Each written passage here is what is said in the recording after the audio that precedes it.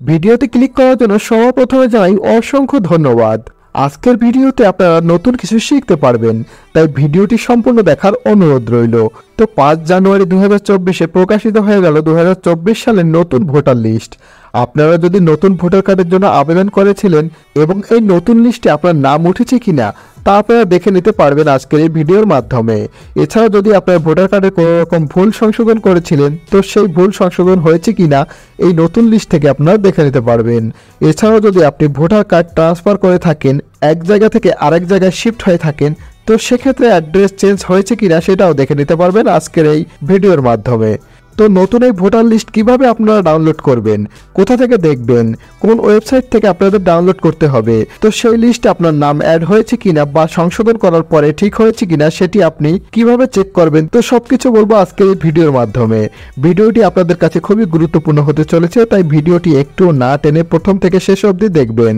তো আসুন বন্ধুরা, আজকের ভিডিও শুরু করা যাক।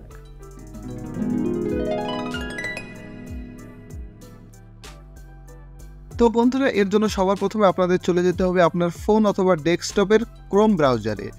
ক্রোম ব্রাউজারে এসে এখানে লিখতে হবে সিইও ওয়েস্ট বেঙ্গল, এটা লিখে এখানে সার্চ করে দিন। তারপরে এখানে সবার প্রথমে যে ওয়েবসাইটটি দেখতে পাচ্ছেন চিফ ইলেকটোরাল অফিসার, এই ওয়েবসাইটটিতে ক্লিক করে দিন। তারপরে এরকম একটি উইন্ডোজ আপনারা দেখতে পাবেন। এখানে একটু স্ক্রল করে নিচের দিকে আসুন। তারপরে এখানে যে দেখতে পাচ্ছেন ভোটার লিস্ট ইলেকটোরাল রোল, এই অপশনটিতে এখানে ক্লিক করে দিন। তারপরে বন্ধুরা, এখান থেকে আপনি আপনার স্টেট সিলেক্ট করে নিন।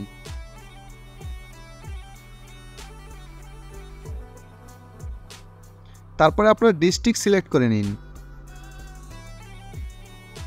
তারপরে আপনি কোন অ্যাসেম্বলির আন্ডারে রয়েছেন সেটা এখান থেকে সিলেক্ট করে নিন। দেখুন বন্ধুরা, এখানে এখন কত সুবিধা করে দেয়া হয়েছে। এখন আপনি চাইলে ভোটার লিস্ট বাংলা অথবা ইংলিশে দুইভাবেই ডাউনলোড করতে পারবেন। তো আমি এখান থেকে ইংলিশ সিলেক্ট করে নিলাম। তারপরে বন্ধুরা, এখানে যে ক্যাপচার কোডটি রয়েছে এটি দেখে দেখে এই পাশে থাকা বক্সে ফিল আপ করে দিন। ক্যাপচার কোডটি ফিল আপ করা হয়ে গেলে তারপরে একটু নিচের দিকে স্ক্রল করে আসুন। তারপরে দেখুন এখানে আপনি আপনার পার্ট নাম্বার এখানে দেখতে পাবেন। তারপরে এখান থেকে আপনি আপনার পার্ট নাম্বারটি সিলেক্ট করে নিন। একটু স্ক্রল করে নিচের দিকে আসুন।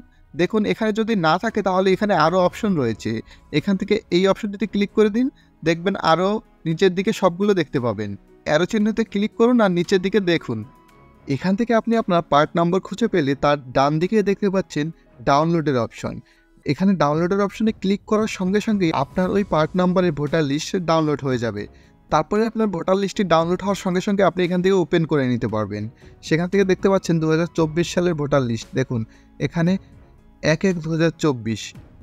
তো এভাবেই আপনি আপনার 2024 সালে ভোটার লিস্ট ডাউনলোড করে নিতে পারবেন। তারপর এখান থেকে আপনি আপনার সিরিয়াল নাম্বার এবং এপিক নাম্বার দেখে এখান থেকে মিলিয়ে নিন সব কিছু ঠিকঠাক রয়েছে কিনা, বা আপনি যদি অ্যাড্রেস চেঞ্জ করে থাকেন বা কোনো রকমের ভুল সংশোধন করে থাকেন সেগুলো ঠিক হয়েছে কিনা।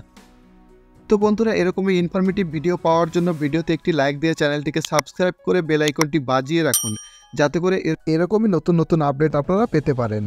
সকলকে অসংখ্য ধন্যবাদ ভিডিওটি শেষ পর্যন্ত দেখার জন্য। সবাই সুস্থ থাকবেন, ভালো থাকবেন। আবারও চলে আসবো আপনাদের সামনে নতুন কোনো ইনফরমেশন নিয়ে।